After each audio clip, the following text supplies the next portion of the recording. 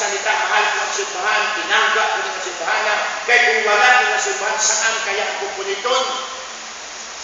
May ilan sa inyo dito na minsan, nakahila ko na mingon, Pastor, kung hindi ka among pastor, asa ka amin. Pastor, asa ka ha, kung wala ka namin kamot na nag-bypaid, ikuha ko ng building ng asa ka hata, basi na nga katagapon sa bukid, nag-isod patang pamilipid. Nato. At least may nakapang naka-appreciate niya na and some of you do not think about it.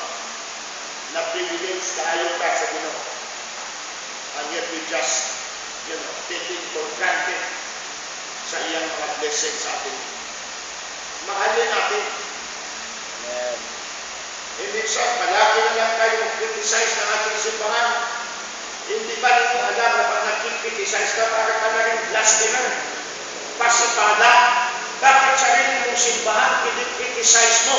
Bakit sarili mong gawain ikaw ay minto dyan? Bakit binabalikat mo na hindi maganda at hindi mo sinusuportahan? Marami kang nasasabi na mga negative. Ano ang klaseng puso mayroon ka na nandiyan sa iyo at blessing sa sarili mong simbahan? Anong klase na sarili mong gawain, wala ka naman lang appreciation? Hindi nga madinig sa inyong mga testimonyo. Ito lang madinig mo nga. Ako'y nagpapasalamat. I have a church like this. I thank God that in spite sa apostasya, mayroon akong simbahan na makasilungan. Bibihira lang. O baka nakalimot man ang iba sa inyo, ang nag-accuse inyo.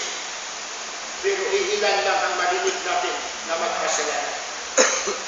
Marami na nandyan sa mga false religion, false churches. Napunta sila, hindi nila nakikita ang mga bagay na ito. And yet, nag-desire sila na mapunta ang buhay nila sa tama, mapunta sa tamang doktrina, and yet, because they're blinded spiritually, nandoon sila nagkatyaga sa mga simbahan na ito. Kayo, masalamat mo mayroon pang simbahan na balanse, tumatayo against all false teaching at tumatayo sa mga dapat tayuhan natin. So, nagiging blasphemer ng isang kasilti.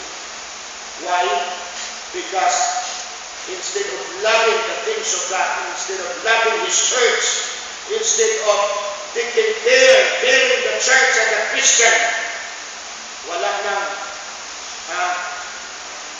ang diablo minsan ang nagbibigay sa inyo ng ganong klaseng attitude. Minsan, dinidiktahan kayo ng diablo na maging critical ka sa kapwa mo, mananampalataya, critical ka sa simbahan. Kahit anong gawin na mabuti ng simbahan, pag ikaw ay blasphemer, you will always criticize the church or the things of God. Pagpasipala ang buhay mo, palagi kang makakakita ng kamalian. Kasi ang mini-major mo, yung palasigi ka lang tingin. Napapansin nyo ang mga foreman sa isang building, palaging nag-i-inspect yan. Tinitignan niya ang agi ng kanyang mason. Oo, parang iwi ang puste mo. Natuntunan mo ba na? Opo, sir. Medyo bakit iwi yan? So, ini-inspect niya. Lahat ng mga negative ay tinitignan niya.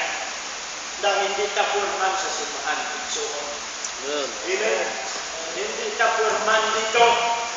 Mindro ka, mga mason kita, mga karpintero tayo, mga tagamasa tayo, mga laborer tayo, magpinabangay ka para sa ibahayo sa atin. Amen.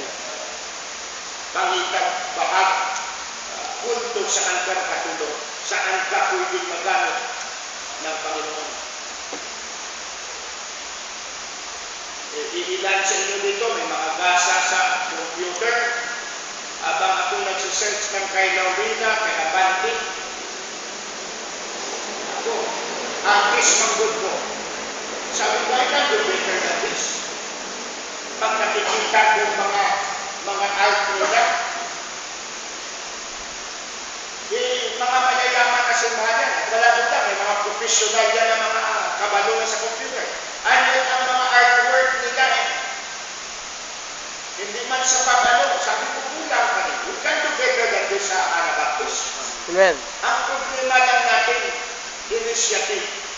Dapat mag-form